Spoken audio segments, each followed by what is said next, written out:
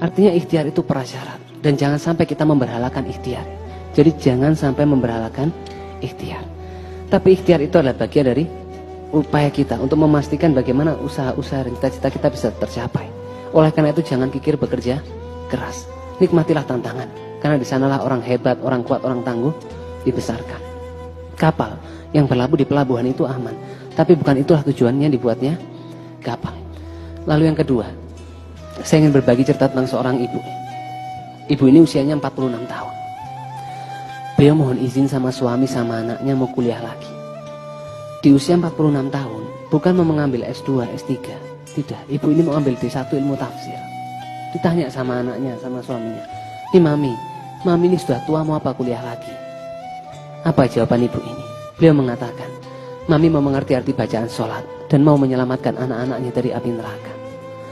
Setiap anaknya ini berangkat ujian, ibu ini tanya, nak, nanti kau ujian jam berapa? Waktu kau ujian, mami di atas sajadah. Waktu anaknya presentasi, ibu ini tanya, nah nanti kau presentasi jam berapa? Waktu kau presentasi, mami di atas sajadah. Berjalan terus berbulan-bulan, bertahun-tahun.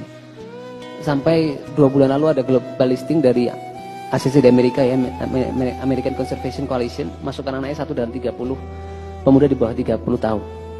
The Green Generation. Bahkan World GSRD di India masukkan anaknya 1 di antara 50 inovator.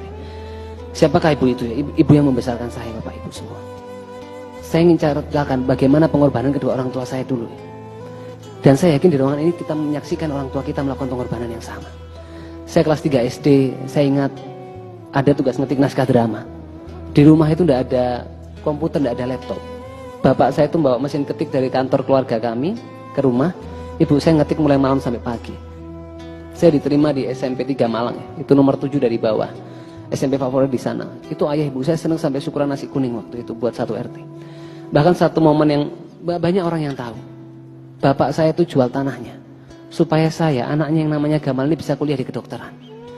Bahkan satu momen yang mahal dalam kehidupan saya, yang saya berdoa semoga Allah berikan saya kesempatan mengulangi momen-momen itu. Saya jam 4 pagi terima email dari Cambridge University. Saya masuk 1 dari 7 finalis penerima penghargaan kehormatan dari kerajaan Inggris. Itu ayah saya menghampiri, ibu saya waktu itu bangun, itu saya saksikan wajah kebahagiaan penuh kebanggaan.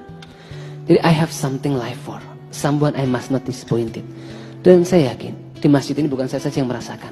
Betapa banyak kita di masjid ini merasakan orang tua kita membatalkan mimpinya, melupakan mimpinya, membiarkan hidupnya itu berlalu tanpa kesenangan, supaya kita anak-anaknya ini bisa belajar lebih baik, bisa bekerja lebih baik, bisa bermanfaat untuk lebih banyak orang. Tapi berapa banyak di antara kita melupakan itu kan, dan membiarkan masa muda kita berlalu tanpa keinginan sedikit pun membahagiakan kedua orang tua kita. Apalagi kita yang muslim diajarkan 1 di antara 3 amal yang Allah cintai itu anak yang berbakti sama orang tua, dan 1 di antara 2 azab yang Allah percepat di dunia selain pemimpin yang zalim itu anak yang durhaka sama orang tuanya. Maka terimalah dengan ikhlas bahwa cara kita memperlakukan kedua orang tua kita itu adalah pemberitahuan kepada Allah bagaimana Allah memperlakukan kita. Dan terakhir saya mau sedikit berbagi tentang sahabat saya, namanya Andrian Firdaus. Beliau aktivis, kebetulan kawan saya di Fakultas Kedokteran Universitas Brawijaya. Aktif di lembaga pers, aktif di lembaga kerohanian. Masya Allah sekali anaknya. 20 Januari, ketika saya magang di rumah sakit, saya terima kabar bahwa sahabat saya ini meninggal karena kecelakaan dengan truk kontainer. Waktu malam hari saya kabarkan kepada teman-teman bahwa Andrian telah meninggal. Bapak Ibu tahu apa yang mereka tanyakan? Gamal, ini Andrian yang sering azan di musola itu kah? Gamal, ini Andrian yang suara koriknya itu bagus kah? Gamal, ini Andrian yang suara tilawahnya itu bagus kah?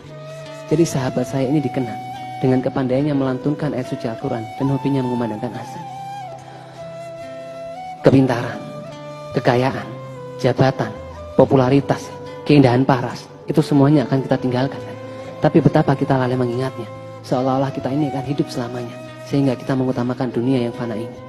Jadi periksa diri kita, kalau cita-cita itu belum tercapai, jangan-jangan badan kita belum pantas untuk kemuliaan itu. Kawan-kawan semua, Bapak Ibu semua, ketika kita semua berkumpul di sini, miliaran orang dikubur sekarang sedang berdoa kepada Allah. Ya Tuhan, ya Allah, kembalikan aku ke dunia supaya aku bisa menjalankan amal soleh yang aku tinggalkan. Allah menjawab, dan sekali-kali tidak bisa. sejarah menunjukkan ya, banyak keteladanan-keteladanan.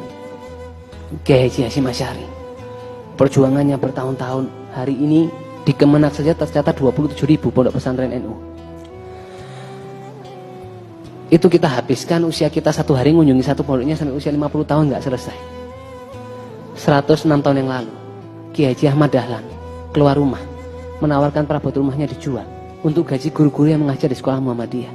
Tapi apa yang terjadi sekarang? Kita saksikan, Muhammadiyah punya 12.000 sekolah, 180 universitas, 107 rumah sakit, 10 fakultas kedokteran, dan melahirkan 700 dokter setiap tahun. Jadi sebetulnya upaya-upaya kita hari ini, itu adalah usaha-usaha kita untuk memastikan amal-amal kita melampaui usia kita. Yakinlah ya, kalau kita sempurnakan niat, Allah itu akan sempurnakan pertolongannya.